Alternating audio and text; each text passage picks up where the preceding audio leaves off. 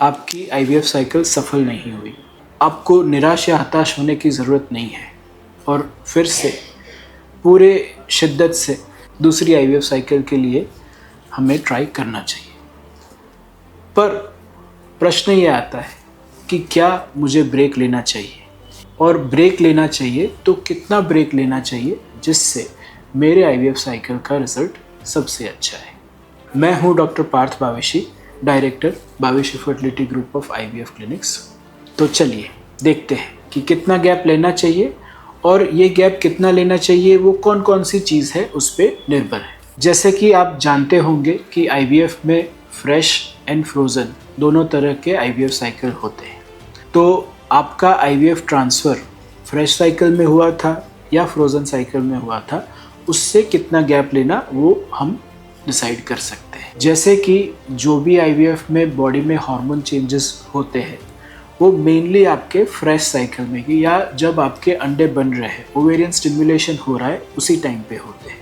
तो अगर आपका ट्रांसफ़र फ्रोज़न हुआ है तो नॉर्मली वो पिकअप के 1 या 2 महीने बाद हुआ होता है। तो तब तक जो भी हार्मोन डिस्टर्बेंसेस है वो सारे नॉर्मल हो जाते हैं। अगर फ्रोज़न साइकिल अनसक्सेसफुल है तो आप immediately next month IVF stimulation या आईवीएफ की ट्रीटमेंट स्टार्ट कर सकते हैं। तो अगर आपका फ्रोज़न ट्रांसफ़र अनसक्सेसफुल हुआ है तो आप आईवीएफ स्टिमुलेशन या आईवीएफ के लिए एग्स बनने की प्रोसेस इमीडिएटली स्टार्ट कर सकते हैं। और अगर आपके फ्रोज़न एम्ब्रियोज़ है तो उसको भी इमीडिएटली नेक्स्ट मंथ ट्रांसफ़र ले सकते हैं। इसमें रिज़ल्ट में कोई इफ़ेक्ट नहीं होता है, ये काफ़ी क्लियरली प्रूवन है। अब दूसरी परिस्थिति ये है कि आपका आईवीएफ स्टिमुलेशन हुआ है और अभी भ्रूण ट्रांसफ़र नहीं हुआ है। तो आपका जब आईवीएफ स्टिमुलेशन कंप्लीट होता है और उसके बाद में जब आपके पीरियड आते हैं तो हम सोनोग्राफी करके ओवरी का कंडीशन देखते हैं। ऑलमोस्ट 80-90% पेशेंट में ये ओवरीज नॉर्मल कंडीशन में पहुंच जाते हैं। तो ये सिचुएशन में हम उसके नेक्स्ट मंथ ट्रांसफ़र कर सकते हैं। तो सिंपली अगर आपको समझाइए तो आपका पिकअप हुआ, उसके करीबन 1 महीने बाद आपका एम्ब्रियो ट्रांसफ़र आएगा। कई डॉक्टर्स ये प्रेफर करते हैं कि पिकअप के बाद 1 महीना ब्रेक देके एम्ब्रियो ट्रांसफ़र करें, बट ऐसे कई सारे स्टडीज़ है जिसमें ये प्रूव हो चुका है कि ऐसा करने से हमें रिज़ल्ट में कोई बेनिफिट नहीं होता है। तीसरी परिस्थिति ये है कि आपका आईवीएफ स्टिमुलेशन हुआ है और फ्रेश ट्रांसफ़र हुआ है और उसके तुरंत नेक्स्ट मंथ आपको ओवेरियन स्टिमुलेशन करना चाहिए या नहीं। ये पर्टिकुलरली इन पेशेंट्स में ज़्यादा कॉमन होता है कि जिसमें ओवरी का रिस्पॉन्स कम आता है या एग्स कम बनते हैं, पुअर ओवेरियन रिजर्व है, तो हमें एक्स्ट्रा एम्ब्रियोज फ्रीजिंग के लिए नहीं मिलते हैं। तो इन परिस्थिति में एक्चुअली क्या करना चाहिए कि आपको ब्रेक लेना चाहिए या back to back IVF stimulation आप ले सकते हैं। यही एक क्वेश्चन है जिसका क्लियर आंसर हमारे पास नहीं है। अगर आपका फ्रोज़न ट्रांसफ़र हुआ है तो आप इमीडिएटली चालू कर सकते हैं। अगर आपका फ्रेश साइकिल हुआ है तो आप उसके next month frozen transfer most of the situation में ले सकते हैं।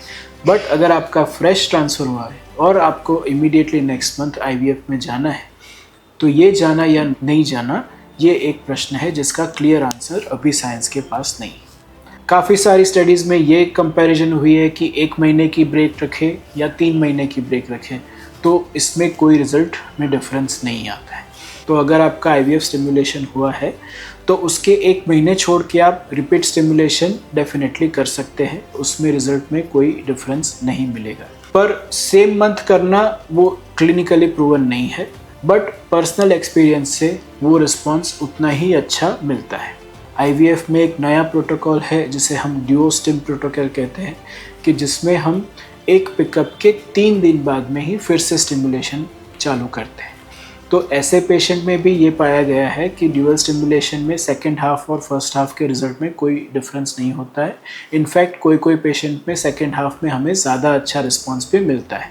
तो लंबा गैप रखने की ज़रूरत नहीं है, आप अपनी ट्रीटमेंट कंटिन्यू कर सकते हैं। आपका आईवीएफ साइकिल फ्रेश हुआ है या फ्रोज़न हुआ है, उससे बहुत ज़्यादा डिफरेंस नहीं होता है।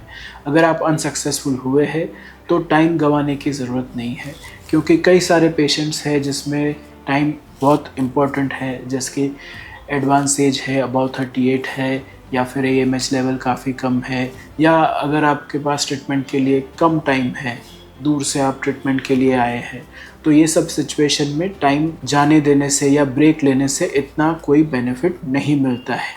आपको ये भी मन में प्रश्न आएगा कि ये तो ठीक है कि चलो मैं IVF साइकिल इमीडिएटली कर लूँ, पर मुझे ये रीज़न भी तो ढूंढना पड़ेगा ना कि IVF में रिज़ल्ट क्यों नहीं आया था। तो ऐसे कई सारे टेस्ट है कि जो हम कर सकते हैं जिससे हम जान सके कि IVF रिपीटेड फेलियर क्यों हो रहा है। तो रिपीटेड फेलियर ऑफ IVF में हम 1 महीना ब्रेक लेके ये सब इन्वेस्टिगेशंस कंप्लीट कर सकते हैं, जिसमें जेनेटिक वर्कअप जो ब्लड टेस्ट से होता है, दूसरे ब्लड टेस्ट हम कर सकते हैं, बच्चेदानी की दूरबीन की जांच जिसे हम हिस्ट्रोस्कोपी कहते हैं वो भी हम कर सकते हैं। तो IVF फेलियर या रिपीट IVF फेलियर जो है वो हम आफ्टर 3 ट्रांसफर्स या 2 पिकअप कहते हैं। तो हर एक को ये अप्लाई नहीं होता है, बट अगर रिपीट फेलियर्स है तो रीजंस जानने के लिए हमको शायद ब्रेक लेना पड़ सकता है। अगर IVF में सफलता होने के बाद मिसकैरेज हुआ है तो फिर आपको कितना ब्रेक लेना चाहिए। तो मिसकैरेज कौन से स्टेज पे हुआ है वो जानना बहुत ज़रूरी है। कई बार ऐसा होता है कि सिर्फ बीटा HCG टेस्ट पॉजिटिव आता है और फिर वो आगे प्रोग्रेस नहीं होता है, जिसमें सोनोग्राफी में हमें प्रेगनेंसी दिखती ही नहीं है, तो जिसे टेक्निकली केमिकल प्रेगनेंसी कहते हैं। तो ये बहुत अर्ली स्टेज का प्रेगनेंसी लॉस है और उसमें मोस्ट कॉमन रीज़न एम्ब्रियो का होता है। तो केमिकल प्रेगनेंसी में नॉर्मली कोई ब्रेक लेना ज़रूरी नहीं है, आप ट्रीटमेंट कंटिन्यू कर सकते हैं just like negative IVF result. दूसरा है कि जब आपका सोनोग्राफी कंफर्मेशन हुआ था तो अगर आपका 1.5 महीने से लेके 3 महीने तक की प्रेगनेंसी का आफ्टर कंफर्मेशन मिसकैरेज होता है तो यह सिचुएशन में आपको ब्रेक लेना चाहिए। और क्लिनिकली बड़ी बड़ी पॉपुलेशन बेस्ड स्टडी में ये प्रूव हुआ है कि 3 महीने का ब्रेक लेने के बाद अगर आप ट्राई करते हैं तो आपको प्रेगनेंसी रहने के और कंटिन्यू होने के चांस सबसे ज़्यादा है। तो ये स्टडी में 0 to 3 months, 3 से 6 महीने, 6 से 12 महीने इस तरह से डिवाइड किया था और सबसे अच्छा रिज़ल्ट जो ग्रुप 3 to 6 month का है उसमें हमें देखने को मिला था।